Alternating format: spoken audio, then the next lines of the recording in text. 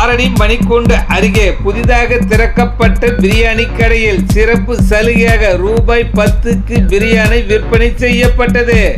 புரட்டாசி மாதம் என்று கூட பாராமல் பொதுமக்கள் முண்டியடித்து கொண்டு பிரியாணியை வாங்க குவிந்தனர்.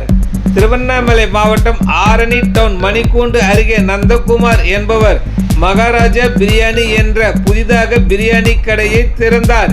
இந்த கடை திறப்பு நாளான இன்று ரூபாய் 10க்கு பிரியாணி விற்பனை செய்யப்படும் என்று ஆரணி டவுன் முழுவதும் வால் போஸ்டர்கள் ஒட்டப்பட்டிருந்தது. இந்நிலையில் ரூபாய் 10க்கு பிரியாணி வாங்க பொதுமக்கள் குவிந்தனர்.